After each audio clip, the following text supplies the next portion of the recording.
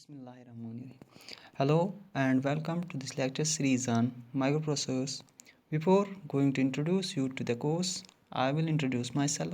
I myself Muhammad Rafiq from Department of CSC, Islamic University, Avantipura. Now the title of the course I am going to teach you is Microprocessors, Peripherals and Interfacing, having course code 5060.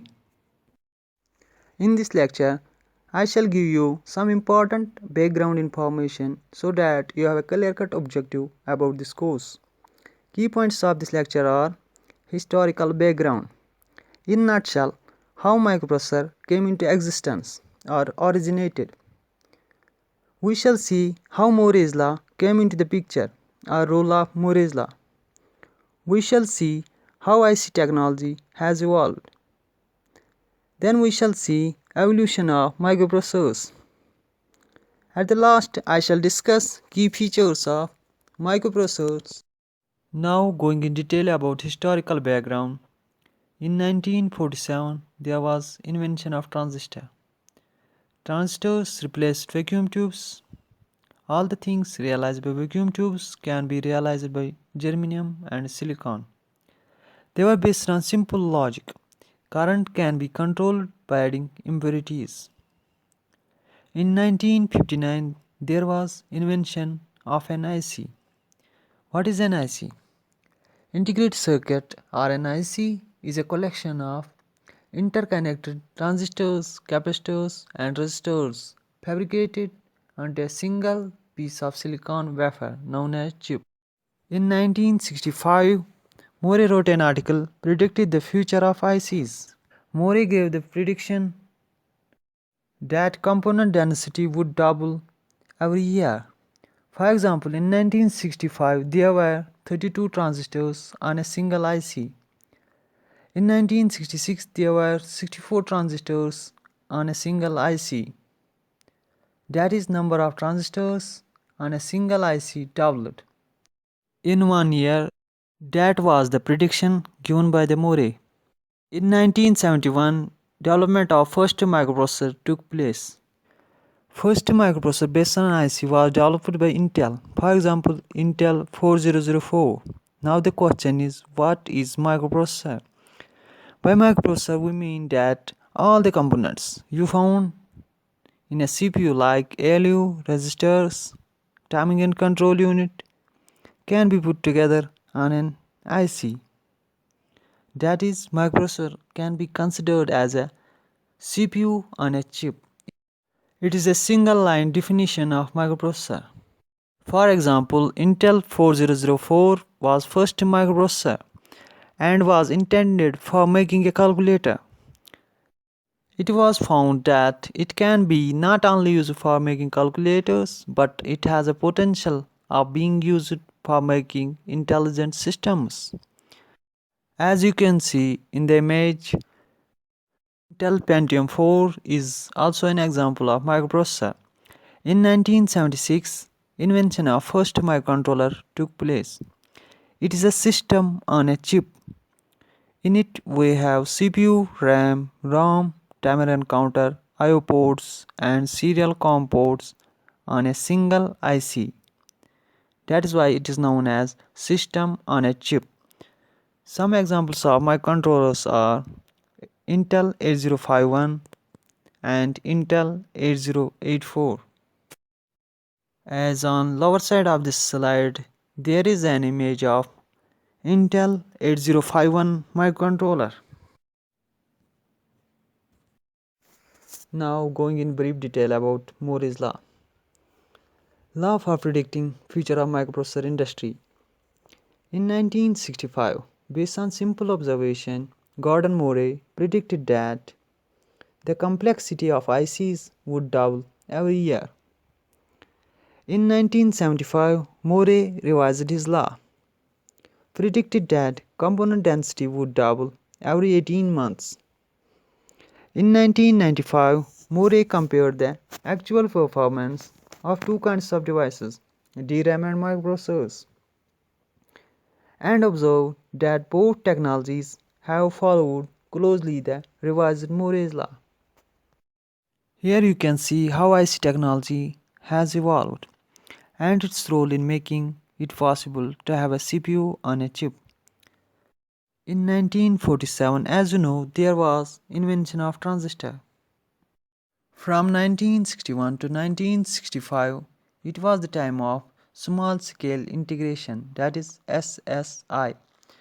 Number of transistors per IC were 10 to 100 and products were logic gates, flip-flops, etc. From 1966 to 1970, it was the time of medium scale integration, that is MSI.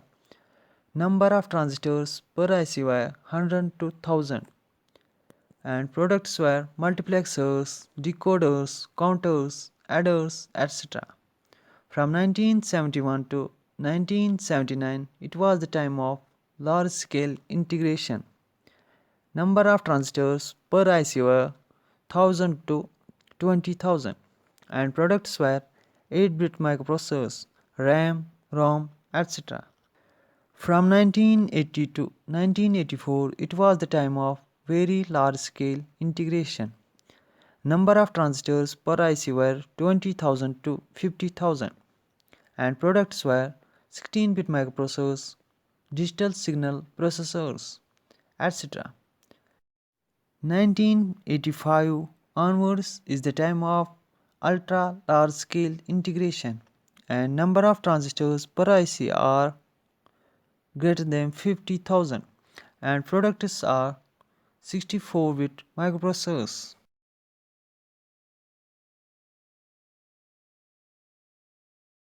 We will discuss evolution period of microprocessors.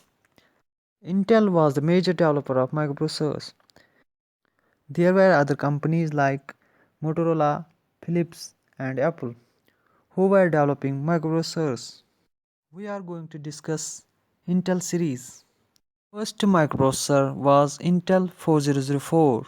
It was 4-bit microprocessor. What do you mean by 4-bit microprocessor? The bit size of a microprocessor refers to the number of bits that can be processed simultaneously by the basic arithmetic circuits of the microprocessor. A number of bits taken as a group in this manner is called a word.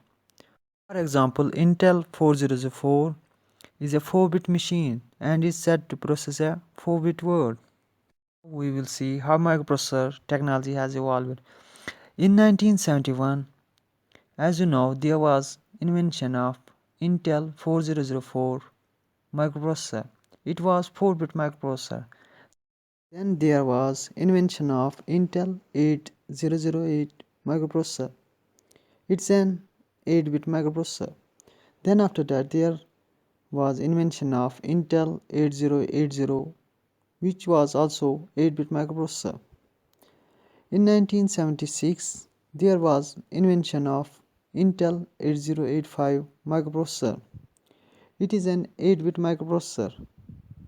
It's a microprocessor we will discuss in detail during this course. Then there was invention of Intel 8086 microprocessor. It is 16-bit microprocessor. We will also discuss it during this course. Then after that there was invention of Intel 8088 microprocessor. It is also 16-bit microprocessor. Then after that there was invention of Pentium microprocessor. It is 32-bit microprocessor. Then after that there was invention of Itanium microprocessor. It is 64-bit microprocessor. So you can clearly see how microprocessors have evolved from 4-bit to 8-bit to 16-bit to 32-bit to 64-bit. Microprocessors. Now we will discuss key features of microprocessors. The first important key feature is smaller size. It is because of it can be used to make portable products. That is, we can use microprocessors to make small equipments. The second key feature is lower cost. Cost is coming down. For example, in 1947, cost of transistor was $10. In 1960s, cost of transistor was $1. Today, cost of transistor is 1/10 millionth of a dollar. Third important key feature is higher reliability. As you know, transistors replaced vacuum tubes. Vacuum tubes were less reliable than transistors, which implies microprocessors are more reliable. The fourth important feature is lower power consumption. As you know, microprocessors are based on CMOS technology, so they consume less power. The fifth important feature is microprocessors are more powerful. Power of a microprocessor is increasing because power is directly proportional to number of transistors. For example, in Intel 4004 there were 2250 transistors. Now in present day Pentium series we are having millions of transistors, which implies we are having more powerful microprocessors. We can say that microprocessors are popular because of these features and used in numerous applications. In the next lecture, we will see various applications of microprocessors. We will also see educational need of this course, and we will discuss syllabus regarding this course. We will also discuss various references regarding this course.